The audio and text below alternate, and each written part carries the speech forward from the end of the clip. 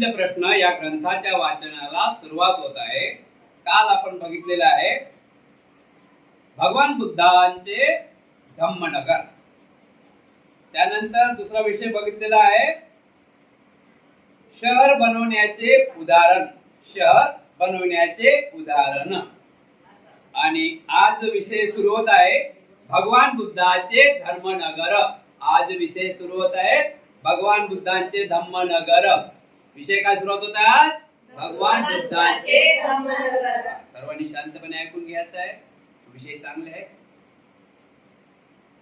नागसेन म्हणतात महाराज भगवान बुद्धांनी स्थापन केलेल्या धम्मनगराच्या सभोवती शिलाचा परकोट घातला आहे। तेथे पाप कर्म करण्यापासून भीती बाळगण्याचा खदंक खोदलेला आहे। त्याच्या फाटकावर ज्ञानाची चौकशी केली जाते। वीर्याचे सुंदर बुरुज आहे। श्रद्धेचा पाया घातला आहे। स्मृतीचा द्वारपाल सतत पहारा करणारा आहे। प्रज्ञेचे मोठे मोठे भवन उभारलेले आहे। धर्माचे विस्तीर्ण असे चौक बनवलेले आहेत। विनयाचे भव्य न्यायालय असून स्मृती प्रस्थानाच्या रस्ते आहेत। महाराज अशा त्या रस्त्याच्या कडेला पुढील प्रमाणे दुकाने सुंदर प्रकारे थाटलेली आहेत। महाराज भगवान बुद्धाचं धम्मनगर कसं आहे? भगवान बुद्धाची धम्मनगरी कशी आहे आपण लक्षात ठेवायचं। धम्मनगरी कशी आहे भगवान बुद्धाची? भगवान बुद्धाची धम्मनगरी अशी आहे की तिला शिलाचा पराकोट आहे। शिलाचा पराकोट आहे। जसं बघितलं ना, कालचा विषय बघितला ना, अनेक ठिकाणी असे अनेक गावामध्ये आजही चार बाजूने दरवाजे आहेत। आता मी यालाच बघितलं आहे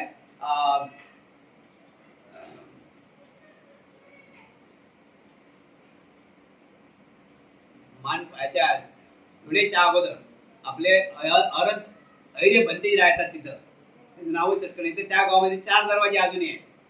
किती दरवाजे आहेत? चार दरवाजे, गेट। म्हणजे बाहेरचा माणूस अंदर येऊ शकत नाही, अंदरचा माणूस बाहेर जाऊ शकत नाही, असे चार दरवाजे आहेत। म्हणजे ते भगवान बुद्धाच्या धम्मनगरीचे हे शिलापोट आहेत। म्हणजे कोणी चोरी करू नये, कोणी बेविचार करू नये, कुठल्या प्रकारे संरक्षण आहे ना। आणि त्या चार गेटवर त्या चार फाटकावर ज्ञानाची चौकशी केली जाते। म्हणजे त्या फाटकावर ज्ञानाची चौकशी केली जाते। वीर्याचे सुंदर बुरुज आहेत। श्रद्धेचा पाया घातलेला आहे। श्रद्धेचा त्या नगरामध्ये पाया घातलेला आहे। म्हणजे वाईट काम कुठं दिसत नाही। स्मृतीचा द्वारपाल सतत पहारा देत आहे। त्या गेटवर स्मृतीचा म्हणजे आठवण, चांगल्या विषयाचं आठवण सतत द्वारपाल पहारा देत आहे। प्रज्ञेचे मोठे मोठे भव्य भवन उभारलेले आहे। प्रज्ञेचे म्हणजे ज्ञानाचे मोठे मोठे भवन उभारलेले आहेत। धर्माचे वितरण असे चौक बनवलेले आहेत। म्हणजे अनेक प्रकार अनेक चौक आहेत ना, त्या ठिकाणी वार्ता कोणत्या होतात? धर्माच्याच वार्ता होतात, देवाणघेवाण। विनयाचे भव्य न्यायालय असून मूर्ती प्रतिष्ठापनाचे रस्ते आहेत। विनयाचे न्यायालय म्हणजे कुठल्याच प्रकारे त्या ठिकाणी त्या नगरामध्ये हानी पोहोचत नाही। जर कोणी गुन्हा केला तर त्या गुन्ह्याचा सत्य त्याला तसाच प्रकारचा दंड सुद्धा आहे। तशाच प्रकारचा दंड सुद्धा आहे। अशा त्या रस्त्यांच्या कडेला पुढील प्रमाणे सुंदर प्रकारे थाटलेली दुकानं आहेत। अशा नगरामध्ये सुंदर थाटलेले दुकानं आहेत। ते दुकानं कोणती आहेत? फुलांची दुकाने आहेत, सुगंधाची दुकाने आहेत, फळांची दुकाने आहेत, औषधांची दुकाने आहेत, जड्याबुट्यांची दुकाने आहेत, अमृतांची दुकाने आहेत, रत्नाची आणि आवश्यक अशा सर्व वस्तूंची दुकाने आहेत। आवश्यक अशा सर्व वस्तूंची दुकाने आहेत। समजलं ना? आता आपण याच्यावर विचार करा। भगवान गौतम बुद्धाची धम्मनगरी, भगवान गौतम बुद्धाची धम्मनगरी उदाहरण आपण आपल्या शरीरावर घ्यायचं। आता आपण आपल्यामध्ये घ्यायचं आहे, बरोबर आहे की नाही? आपली धम्मनगरी आहे भगवान बुद्धाची भगवान बुद्धाची धम्मनगरी म्हणजे आपली बॉडी धम्मनगरी आहे भगवान बुद्धाची। याला कोणता प्रकोट आहे? याला कोणता परकोट आहे शिलाचा. आपण शिलामध्ये रस्त्याने चाललो तर आपलं काही नुकसान होते का? कोणी आपल्याला दगड मारीन का? आपणच शिलाच्या आलाव गेलो, कोणा दगड मारत गेले तर आपल्याला ते पूजा करतील का? आपल्याला दगड मारतील की नाही? पाप कर्मापासून आपल्याला भीती वाटते. सील आहे आपल्याजवळ म्हणून पाप कर्माची भीती वाटते. आपल्याला वाटते ना? पाप कर्माची भीती वाटते.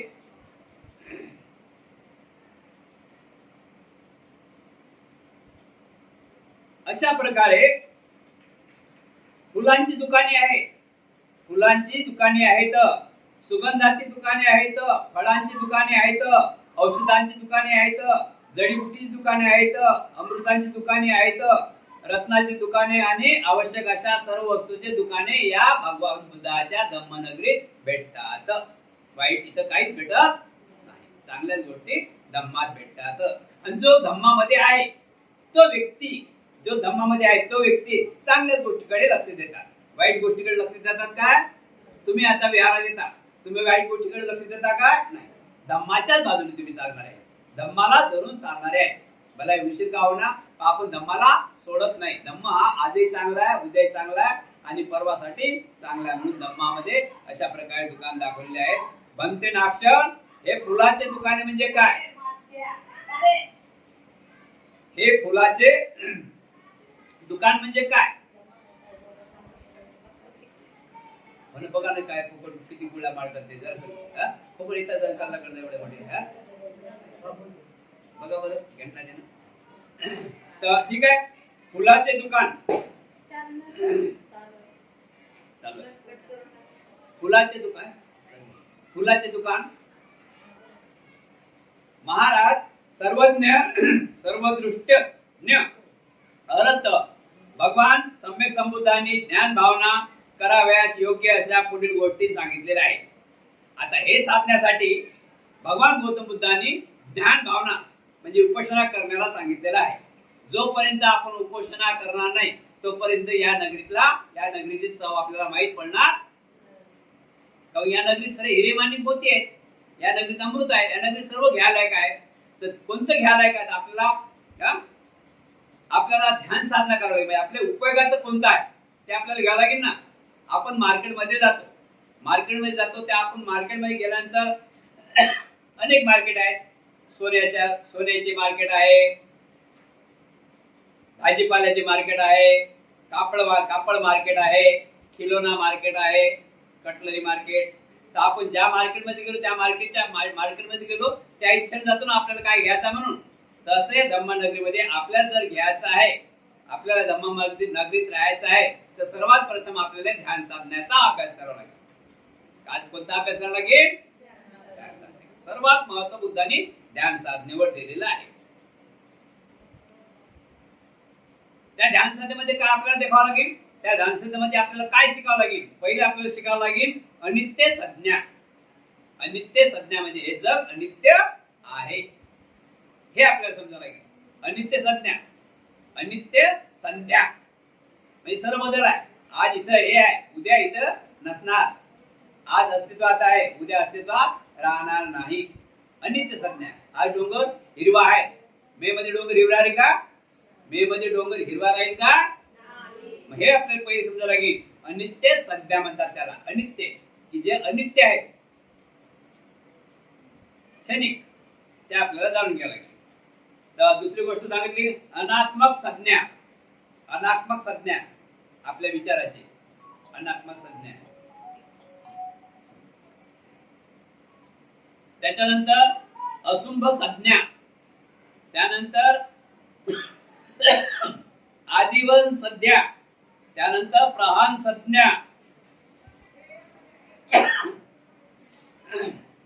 त्यानंतर विराग संज्ञा, त्यानंतर निरोध संज्ञा, त्यानंतर संसार विरक्तिक संज्ञा, सर्व संस्कार अनित्य संज्ञा, आनापान स्मृती, उदमात संज्ञा, बिनिलक संज्ञा, विपग संज्ञा, उळवक संज्ञा, विखय संज्ञा, विखतंक संज्ञा, हतविखित संज्ञा, लोहित संज्ञा, पळुवक संज्ञा, अठ्ठिक संज्ञा, मैत्री संज्ञा, करुणा संज्ञा, मुतिदा संज्ञा, उपक्षा संज्ञा, मरणानुसंज्ञा व कायता स्मृती महाराज ध्यान भावना करण्यासाठी भगवान बुद्धांनी एवढे विषय सांगितलेले आहेत. म्हणजे आपल्याला अनुभव झाला पाहिजे ना, एवढ्या संज्ञा आपल्याला सांगितलेल्या आहे. सुरुवात म्हणजे थोडक्यात आपल्याला सांगायचा मतलब आहे की 4 आर्य सत्याचं माणसाला ज्ञान झालं पाहिजे. जर ज्या माणसाला जीवन सुखी जगायचं आहे तर त्या माणसाने काय करायला पाहिजे? फक्त 4 आर्य सत्याचं ज्ञान झालं पाहिजे. 4 आर्य सत्याचं ज्ञान झालं पाहिजे. 4 आर्य सत्य थोड्याच लवकर आपल्याला येणार आहे. किती ज्ञान झालं पाहिजे? 4 आर्य सत्याचं. ज्याला 4 आर्य सत्याचं ज्ञान झालं नाही तर तो माणूस म्हणायला एकही माणूस नाही. समजलं ना? 4 आर्य सत्याचं ज्ञान माणसाला झालंच पाहिजे. तोच माणूस पुढे प्रगती करू शकते. आता प्रगतीचे अनेक पायऱ्या आहेत, प्रगतीचे अनेक मार्ग आहेत. प्रगती आपल्या गृहस्थीमध्ये म्हणतात. प्रगतीचा मतलब काय माहितीये का? प्रगती म्हटलं की आपण एखाद्याने खूप चांगला गाड्या घेतल्या, माळ्या घेतल्या, मोठं चांगलं घर बांधलं, मकान बांधलं, बंगला बांधला, बंगला बांधला, आपण त्याला प्रगती म्हटलं येईल काय? काय म्हणतो आपण म्हणतो प्रगती म्हटलं आहे. पण धम्माच्या मध्ये प्रगती त्याला म्हटलं जात शब्द आहे का? शब्द बरोबर आहे का? मग वाचला मस्त शब्द आहे का? तर आपण भगवान गौतम बुद्धांनी प्रगती साधण्याचे मार्ग दाखवलेले आहे. जीवन जगण्याचे, प्रगती साधण्याचे. आपल्या गृहस्थीमध्ये काय होते की आपल्या गृहस्थीमध्ये कोण जागा घेतली, चांगलं मकान बांधलं, बंगला म्हणतात, बंगला बांधलं, गाड्या घेतल्या, छानशा प्रकारे चांगलं मुलाचं खूप थाटामाटात लग्न केलं, 200 भिक्खू बोलावले, मोठ्या थाटामाटात लग्न केलं, तर आपण काय म्हणतो? खूप त्या व्यक्तीनं प्रगती साधली आहे. पण ते प्रगती साधली नाही. ज्याला 4 आर्य सत्याचं ज्ञान आहे तोच प्रगती साधू शकते. हे क्षणिक प्रगती आहे. आता क्षणिक प्रगती कशी पाहिजे ना, समजलं ना? त्या घरात काही होऊ शकते, त्या घरात काही होऊ शकते. आज सून आहे, उद्या कोण होऊ शकते? बरोबर आहे की नाही? प्रगती आहे का? आणि या धम्मामध्ये आज सून आहे, उद्या बेटी होऊ शकते. आज सून आहे, उद्या कोण होऊ शकते? माझी बेटी चांगली आहे की सून चांगली आहे?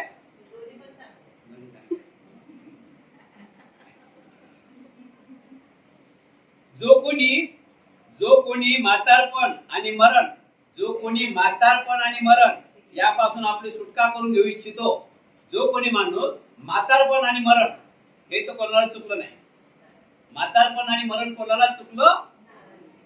जो कोणी म्हातारपण आणि मरण यापासून आपली सुटका करून घेऊ इच्छितो त्यांनी आपल्या अभ्यासासाठी यातील एका विषयाची निवड करावी. ज्याला कोणाला सुख पाहिजे, म्हातारं व्हायचं नाही, आणि मरणापासून सुटका व्हायची. मरण काय? मरणापासून सुटका व्हायचं मतलब काय? म्हातारं व्हायचं नाही याचा मतलब काय? पहिले समजून झाला पाहिजे, लक्षात ठेवा. जो कोणी म्हातारपण आणि मरण यापासून सुटका करून घेऊ इच्छितो त्यांनी आपल्या अभ्यासासाठी यातील एक विषय निवडावा. आता म्हातारपण तर आहेच, मरणही आहे. कशाने काय? आपण धम्मामध्ये आलो का म्हातार होत नाही का? आपण रोज विहारात आलो, म्हातार होऊ नये का असं वाटते का? म्हातार होते.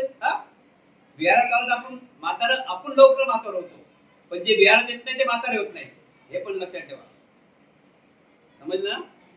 आपण विहारात येतो, उपासक बघा ना किती उपासक आहेत, यांच्या तर पुढे खूप सत्कार करायला लागेल रोज. किती? एक बाजू उपासक, एक बाजू उपासिका. म्हणजे जे उपासक आपल्याला रोज ऐकायला येतात यांचं आपण शेवटच्या दिवशी खूप मोठं चांगल्या प्रकारे स्वागत करू. याच्यात अजून 10-12 डॉक्युमेंट लोकांनी समजले की नाही?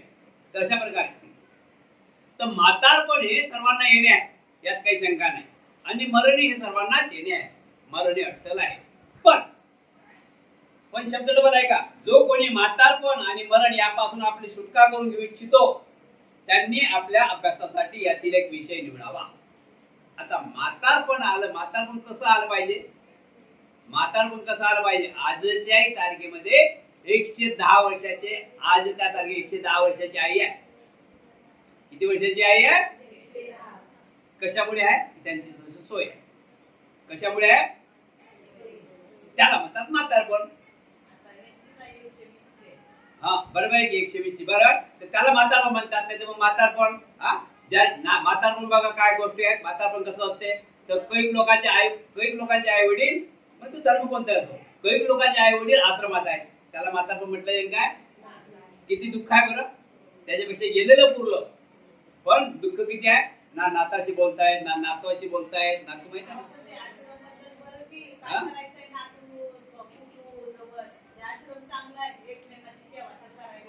हो समजले की नाही. समजले की नाही. तर म्हातारपण कसं आलं पाहिजे असं सुखात म्हातारपण आलं पाहिजे. हा वय वय वय झालं तरी झाली जे गोष्टी आहेत ते राईट टाइम चहा पाणी दूध दही जे काय त्याला म्हणतात म्हातारपण. नाही तर मग काय म्हातारपण आणि कुतरपण पण म्हणतात. म्हातारपण कुतरपण पण होऊ शकते. कोणी म्हातारा माणसाचं ऐकत नाही. हा जाय गा आजी तुला माहित नाही. जाय गा बाबा आबा आजोबा तुम्हाला माहित नाही. त्याला म्हातारपण म्हणतात काय. ते जळू आगीसारखं जळू मरण आहे. असं म्हातारपण आलं नाही पाहिजे. त्याच्यानंतर आपण मरणापासून सुटका मरणापासून सुटका करायची आहे. तर आपण मरणापासून सुटका करू शकतो. हा मरण कशाला म्हणतात 6 वर्षे दवाखान्यात पडेल आहे घरात पडेल आहे त्याला मरण म्हणतात वेदना. तर मरण असं आलं पाहिजे की समोरच्याला म्हटलं पाहिजे की तुम्ही काहीतरी खोटे बोलता आम्ही आता त्यांच्या घरी चहा घेऊन आलो. असं ऐकलं का तुम्ही पाहिलं का. त्याला मरण म्हणतात. नाही तर मग धरा रे खाली टाका रे वर घ्या रे पुण्यावाली आली काय रे हा लातूरचा पोरगा आला काय रे खाली घ्या रे वर घ्या रे खाटीवर करतात ना खाली घ्या वर घ्या. असं मरण नको. याच्यापासून सुटका करायची असेल तर तुम्हाला ध्यान भावनेचा अभ्यास करणे गरजेचंच आहे. ध्यान भावनेचा अभ्यास करणे तुम्हाला गरजेचंच आहे. त्या विषयावर अभ्यास करून साधारण राग रोग मोह देश अभिमान खोटे सिद्धांत यापासून मुक्त होतो. या संसाररूपी सागर तरून जातो. तृष्णेची धार बंद होते. माणूस ध्यान साधनामध्ये आले तर काय होते माहिती आहे का. ध्यान साधनामध्ये आले की त्याला सही आणि गलत समजते. जोपर्यंत ध्यान साधना करत नाही तोपर्यंत माणसाला सही आणि गलत समजत नाही. कारण की तो माणूस गुरफटलेला असते कुटुंबात. सही आणि गलत कधी समजते त्याला की जो माणूस ध्यान साधना करते त्याला समजते सही आणि गलत काय. जो माणूस ध्यान साधनामध्ये येते त्याला तो राग मारून टाकते. राग येते ना माणसाला तर राग येते. रागाला पाहिजे माणूस आहे. पण तो माणूस कोणता राग दोन रागाचे प्रकार दोन आहेत. रागाचे प्रकार किती आहेत कोणते कोणते कोणते हा एक थंड हा म्हणजे एक चांगला आणि एक वाईट. आता चांगला राग कशाला म्हणतात. थांब तू हे मागते काय 25,000चा मोबाईल चाल 30,000 घेऊन देतो. याला चांगला राग म्हणतात. चांगला राग म्हणतात. लक्षात ठेवा ना. हा कोणता राग आहे. चाल बेटा तू पप्पा मला 25,000चा मोबाईल पाहिजे. चाल 25 काय तुला 30,000चा मोबाईल तुला गरज आहे ना. त्याला कोणता राग म्हणतात चांगला राग. वाईट राग कोणता म्हणतात तुला कशाला पाहिजे काय गरज पडली हे झालं काय त्याला वाईट राग. समजलं की नाही. वाईट राग चांगला राग समजलं ना. वाईट राग आणि चांगला राग म्हणजे समजलं नाही समजलं नाही समजून लक्षात ठेवा. वाईट राग आणि चांगला राग. वाईट राग चांगला समजलं की नाही. वाईट राग आणि चांगला राग. वाईट राग म्हटलं म्हणजे नाश करणारा. चांगला राग म्हटलं म्हणजे एक राग समोरच्याने गाडी घेतली आणि एखाद्या मुलाला म्हटलं पापा त्यांनी कशी गाडी घेतली आपण घ्या ना गाडी. मग राग आला ना. आपण तर राग आला चांगला राग. बघ ठीक आहे त्यांनी घेतली काय 8 दिवसांनी आपण पण घेऊया. काढाय त्याला कोणता राग म्हणतात. मग आता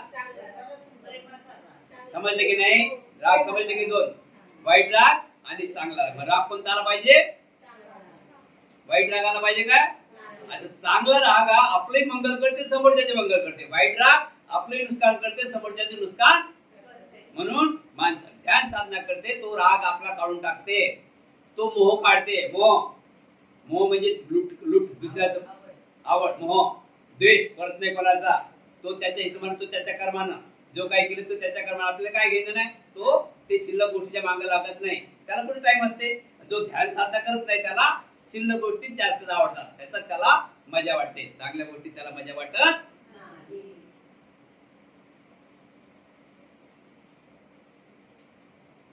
क्लेश नष्ट करून निर्मळ होते माणूस.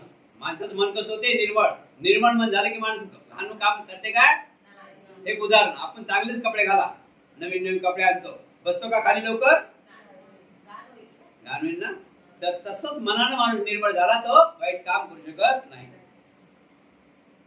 माणूस स्वच्छ विचारानं राहते, आवागम मुक्त करतो, म्हातारा होण्यापासून वाचवलेला सुखपूर्ण शीतल आणि अभय अशा सर्वश्रेष्ठ निर्वाण नगरात प्रवेश करतो. माणूस म्हातारा होण्यापासून, म्हाताराच होण्याचा आहे, पण म्हातारा होण्याचा मतलब काय? की म्हातारा होणे याला मतलब म्हणजे आपल्याला वेदना न होणे, आपल्याला वेदना न होणे. वेदना झाली म्हणजे म्हातारा झाला. दात पडले म्हातारा झाला, काळे केस झाले म्हातारा झाला.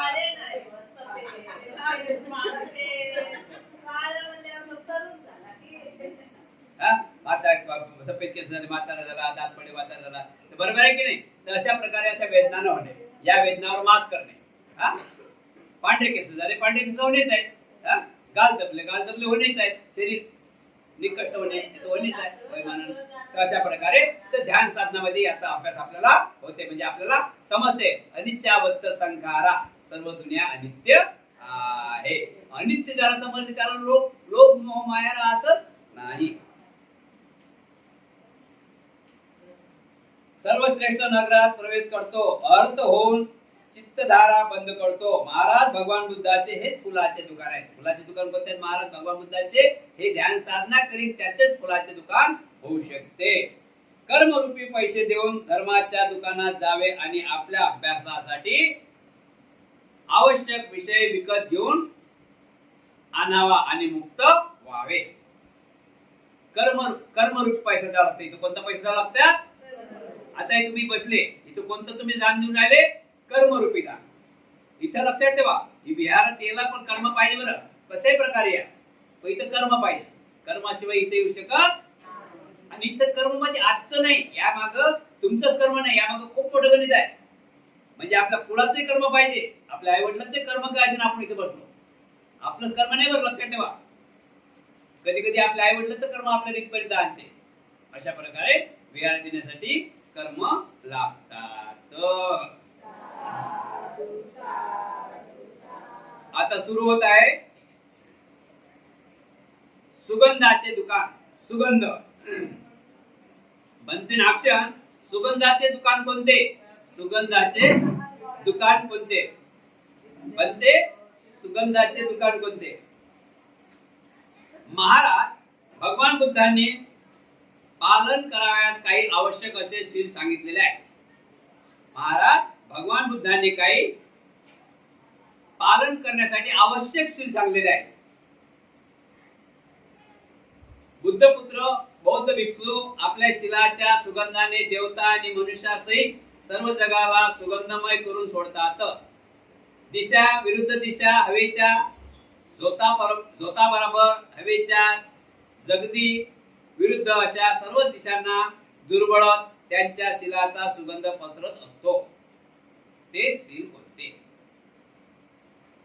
बनते नाक्षण भगवान बुद्धांच्या सुगंधाचे दुकान कोणते? सुगंधाचं दुकान आहे बुद्धाचं. ते सुगंधाचे दुकान कोणते? तर सुगंधाचं दुकान सांगितलेलं आहे की भगवान बुद्धांनी सुगंधाचे दुकान कशाला म्हटलेलं आहे? की जो शीलाचं पालन करील त्याला सुगंधाचा लाभ. काय आवश्यक आहेत ना शील, तर त्याला सुगंधाचा लाभ होते, त्याला सुगंधाचा लाभ होते. जसं उदाहरण, काही फुलाचा, काही चंदनाचा, काही अनेक प्रकारचा सुगंध हवेच्या दिशेने तो पसरते, पण शीलाचा सुगंध हवेच्या विरुद्ध दिशेने तो पसरते. पसरते की नाही? ते शील कोणते? ते शील कोणते? शीलाचा सुगंध आहे ते शील कोणते? तर ते शील कोणते आहे लक्षात ठेवा. पहिले आहे शरणशील. शरणशील बुद्धं नमामि. इथून झालं सुरू. हे कोणतं शील आहे?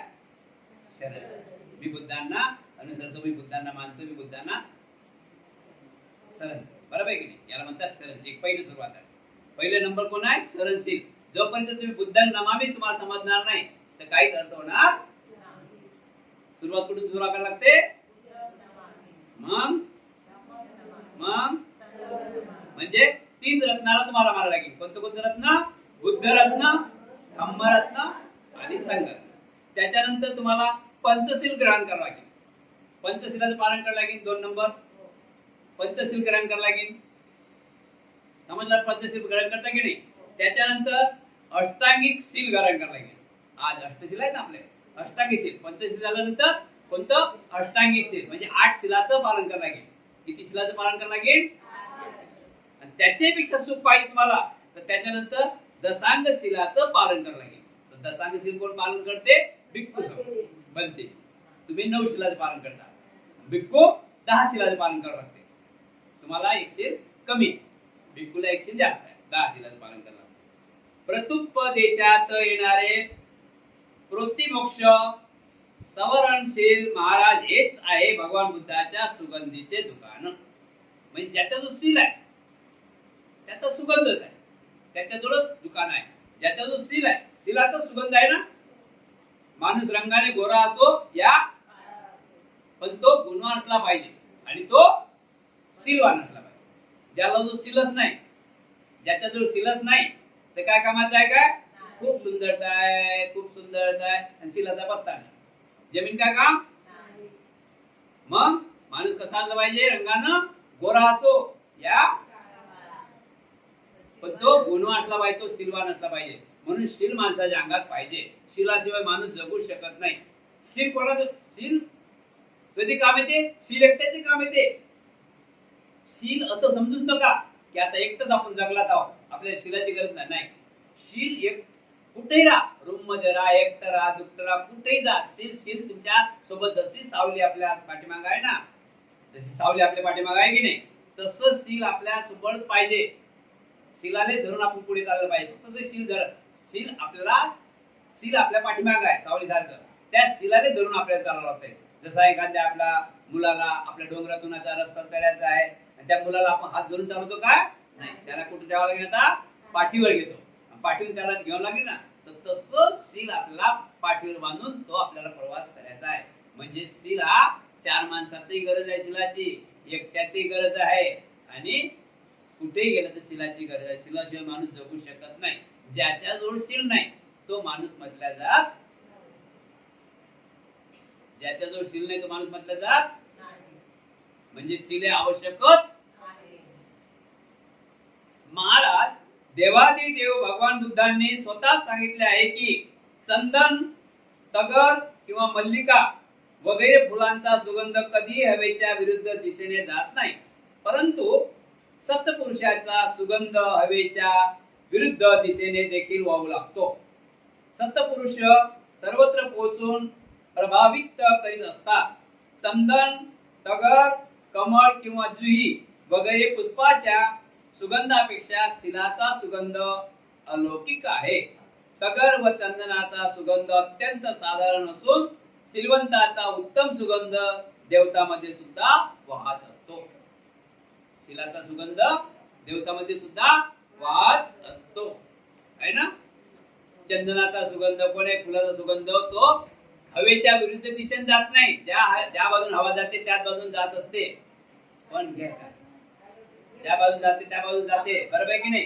पण शीलाचा सुगंध हा आपल्या माणसाचा शीलाचा सुगंध हा उलट्या दिशेने जाते की नाही. शीलाचा सुगंध उलट्या दिशेने जाते ना. बनते नाक्ष बुद्धाच्या धम्मनगरीत फळाचे दुकान कोणते. सर्व दुकानात सर्वांचे दुकान आहेत. बुद्धाच्या दुकानामध्ये सर्व जीवन आवश्यक वस्तूचे म्हणजे जन्मापासून तर मृत्यूपर्यंत ज्या लागणाऱ्या वस्तू आहेत त्या सर्वांचे दुकान आहेत. ते आपल्याला लागून घ्यायचे. ते आपल्याला ऐकायच्या आणि लागून घ्यायचे. आता बनते नाक्षण महाराज म्हणतात बनते नाक्षण भगवान बुद्धाच्या धम्मनगरीतील फळाचे दुकान कोणते. फळ म्हणजे फळाचे दुकान बघायचे आता आपल्याला. फळाचे दुकान कोणते. महाराज भगवान बुद्धांनी हे फळ सांगितले आहे. महाराज भगवान बुद्धांनी हे फळ सांगितलेले आहेत. श्रोतापत्ती फळ सकुदागामी फळ अनंत फळ शून्यता निर्वाण समापती फळ अनिमिती समाती फळ अपनित फळ समपती हेच ते फळ होत. यातील श्रेष्ठ फळ कोणी घेऊ इच्छितो तो आपल्या जवळील कर्मरूपी पैसे देऊन खरेदी करू शकतो. कर्मरूपी फळ. कर्मरूपीला पैसा पाहिजे का?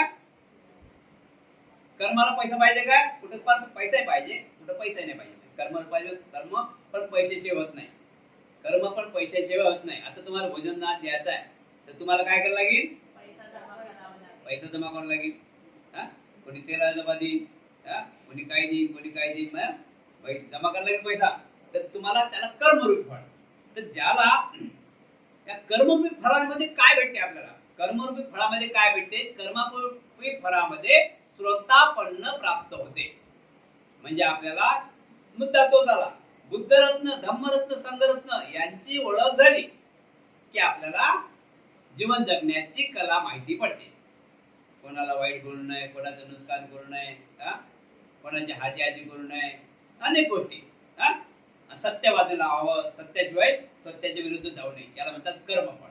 तर कर्मफळ तुम्हाला काही कर्माचं दान देऊन ते साध्य करावं लागेल. मग तुम्ही त्यात भोजन दान असेल, हे पण कर्म आहेत तुमचे. हे कोणते कर्म आहेत? कायाचे कर्म. तुम्ही आता येऊन बसले, हे कोणते कर्म आहेत तुमचे? तुम्ही बोलत आहात, ते कोणते कर्म आहेत? वाचेचे कर्म. तुमचे मन शुद्ध आहे, हे कोणाचे कर्म आहेत? मनाचे. म्हणजे काय? वाचा मनाचे. आणि तुम्ही जे दान देता ते कोणाचे कर्म आहेत? म्हणजे अशा प्रकारे तुम्हाला श्रोतापन स्वतः प्रति फळ प्राप्त करावं लागते. म्हणजे तुम्ही चांगले राहिले तर तुम्हाला चांगलं स्वतः प्रति फळ प्राप्त होते, तुम्हाला सत्याची ओळख होते, जाणवते. त्याच्यानंतर समुदागामी तेच ते आणि अर्थपद या जीवनामध्ये काय आहे म्हणून सत्य तुम्हाला ज्ञानाची परीक्षा होते. सत्य ज्ञानाची परीक्षा झाली की आपल्याला चांगले फळ लाभतात. चांगले फळ लागली आपल्याला चांगलंच आपलं होते, वाईट होते का आपलं?